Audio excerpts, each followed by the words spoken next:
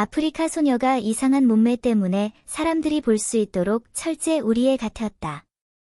그녀는 26세의 나이로 사망했지만 거의 200년 동안 전시되었다. 여기 계신 여러분께 묻고 싶습니다. 가장 무서운 것은 무엇이라고 생각하십니까? 어떤 사람들은 끝없이 깊은 바다나 울창한 정글이라고 말할 것이고, 미신을 믿는 친구들은 그것이 유령이라고 말할 것입니다. 사실, 둘 다 사실이 아니다. 가장 무서운 것은 먹이사슬의 꼭대기에 사는 인간이다. 더 정확히 말하면, 그것은 인간의 본성, 더 정확히 말하면, 그것은 욕망이다. 빈곤의 시대에 우리는 살아남기 위해 우리 종족의 살과 피를 먹어치웠고, 돈을 위해 생명을 학살했으며, 이익을 창출하기 위해 집을 짓기 위해 나무를 베었습니다. 매우 높은 지능을 가진 인간들은 서로를 죽이고 다른 사람에게 해를 끼친다. 적자 생존의 이름으로 우리는 악의 꽃을 심었습니다. 코끼리 뿔과 악어 가죽은 우리의 잔혹함의 증거입니다. 인간의 본성이 가장 사악한 힘이라고 종종 말하는데, 이 말은 수십 년 전 서구 국가에서 생생하게 반영되었습니다. 서양 국가들은 항상 자신들을 신사라고 불렀지만, 자신들을 신사라고 부르는 이 유럽인들은 그녀의 특별한 모습 때문에 사람들이 방문할 수 있도록 아프리카 여성을 동물원에 가두었습니다. 그 여인이 죽은 후에도 그녀의 시신은 거의 200년 동안 표본으로 전시되었습니다. 오늘날 모든 사람이 평등한 세상에서 그런 터무니없는 일이 실제로 존재한다는 걸 상상하기는 어렵습니다. 사악한 거짓말. 15세기 이래로 낙후된 아프리카는 네덜란드의 식민지가 되었습니다. 그들은 배고프고 추웠고 추웠으며 네덜란드 통치자들에게 종종 억압을 받았습니다. 당시에는 오늘날과 달리 약자를 보호하는 법이 없었습니다. 법이 있었다 하더라도 네덜란드 통치자들이 자신의 범죄를 보호하기 위한 보호용 우산에 불과했습니다. 무고한 사람들을 무차별적으로 죽이는 일은 때때로 발생합니다. 아프리카의 현재 상황은 혼란스럽고, 이 불쌍한 소녀 배트맨은 이 혼란스러운 시대에 태어났습니다. 오늘날의 세상에서 충분한 음식과 옷을 갖는 것은 기본적인 작업일 뿐이지만, 그 당시에는 사치품이 되었습니다. 유일한 사치는 살아있는 것입니다. 아마도 기후의 영향일 수도 있고, 아니면 유전적 문제일 수도 있겠지만, 아프리카 여성들은 몸이 통통한 경향이 있습니다. 과장된 신체 형태는 어디서나 볼 수 있지만, 배트맨은 그 중에서도 가장 특별한 인물이다. 배트맨의 체형은 다른 아프리카 여성과 다르며, 그녀의 엉덩이는 매우 큽니다. 당시 유럽에서는 아프리카의 인종적 후진성 이론이 매우 유행했습니다. 아프리카의 후진성에 대한 이론은 무엇인가? 당시 유럽인들은 이런 체형을 가진 아프리카인들이 불완전하게 진화된 인간이라고 믿었다. 불완전하게 진화된 인간은 동물만큼 열등했다. 따라서 배트맨은 유럽인들의 눈에 열등했다. 사람들 중에서 열등한 존재.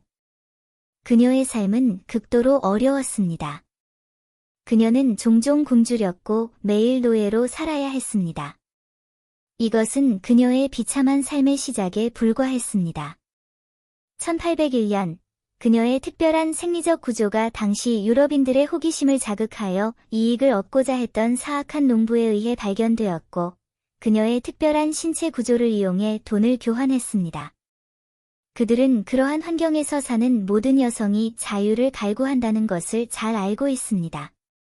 그녀는 배트맨을 속여 아프리카에서 벗어나 아무런 제한이 없는 곳으로 데려가겠다고 말했습니다.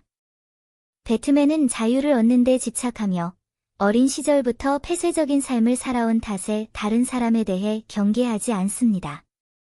그녀는 또한 아프리카를 떠나면 자유를 얻고 노예 생활에서 벗어날 수 있을 것이라고 진심으로 믿었기 때문에 떠났습니다.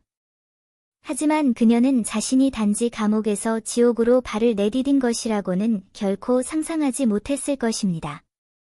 자유에 대한 약속은 죄악스러운 거짓말에 불과했고, 그녀가 얻었다고 생각했던 자유는 지옥으로 떨어지는 시작일 뿐이었습니다.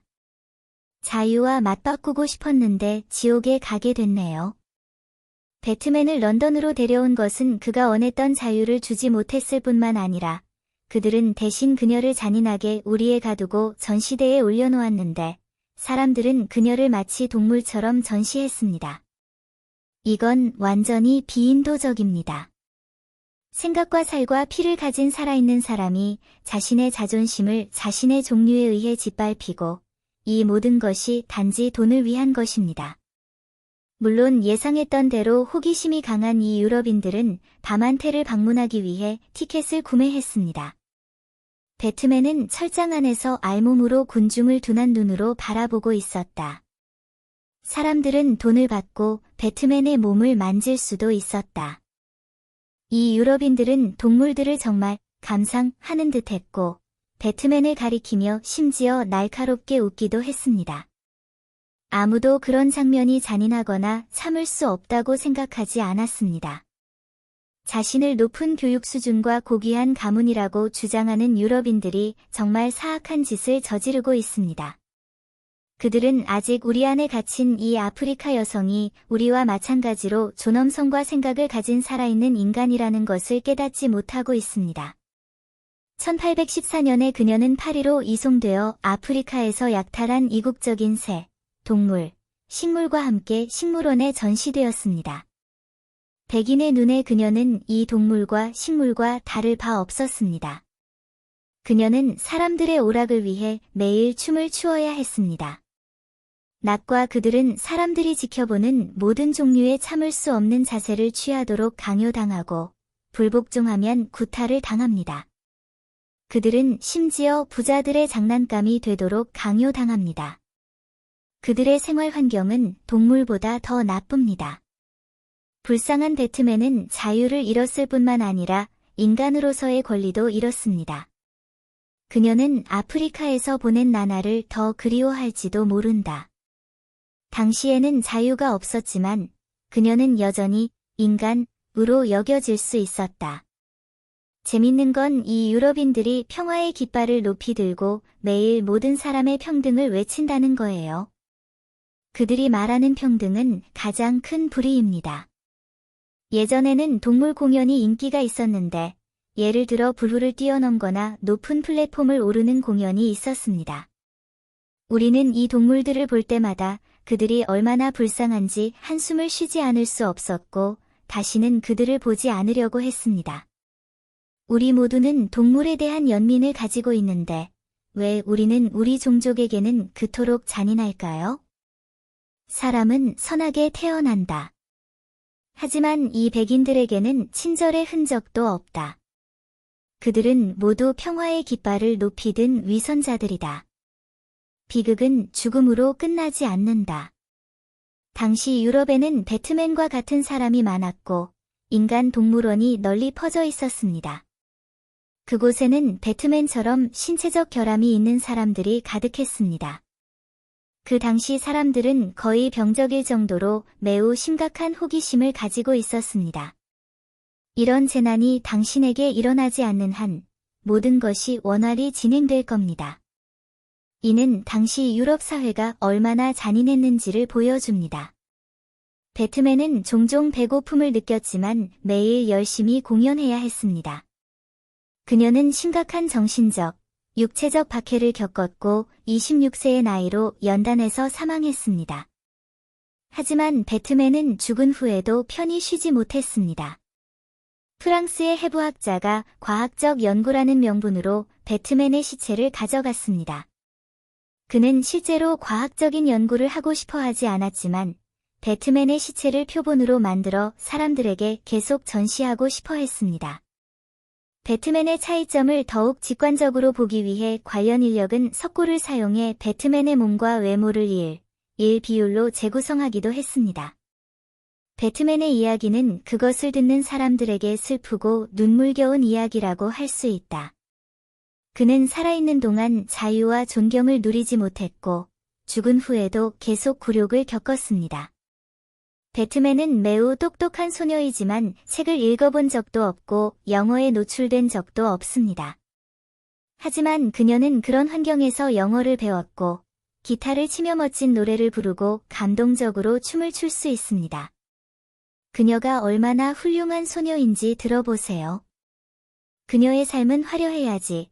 팔과 다리를 거의 뻗을 수 없는 우리애 같아서 동물처럼 조종당하는 것이어서는 안 됩니다. 가장 용납할 수 없는 것은 그녀의 비참함의 원인이 바로 그녀의 몸이라는 것입니다. 민주주의와 평등을 강조하는 저는 그런 이야기를 받아들이기 어렵습니다. 심지어 그것이 허구이고 상상의 소설이기를 바랍니다. 하지만 사실 그런 참을 수 없는 이야기가 실제로 존재했고, 그녀는 무려 2세기 동안이나 그런 굴욕을 견뎌냈으며, 살아있는 동안이나 죽은 후에도 결코 진정한 안도감을 느낀 적이 없었습니다. 저자는 인간 본성의 가장 잔인한 면을 보았습니다. 그는 소녀를 불쌍히 여기지 않고 그녀의 피부색과 몸매를 계속 조롱했습니다. 어떤 나라가 그런 끔찍한 일을 저지를까요? 다행히도 1995년 남아프리카 공화국 대통령 만델라는 프랑스에 배트맨의 시신을 돌려달라고 요청했습니다. 남아프리카 사람들의 7년간의 항의와 끈기 끝에 이 아프리카 여성은 고국으로 돌아왔습니다. 자유는 신이 모든 사람에게 부여한 권리이며 배트맨은 평생 자유를 찾아왔지만 자유에 갇혔습니다. 그녀의 비극적인 삶에 대한 슬픔을 느끼는 것과 별개로 우리는 그녀가 다음 생에서는 평화롭게 쉬고 새처럼 자유로울 수 있기를 바랄 뿐입니다.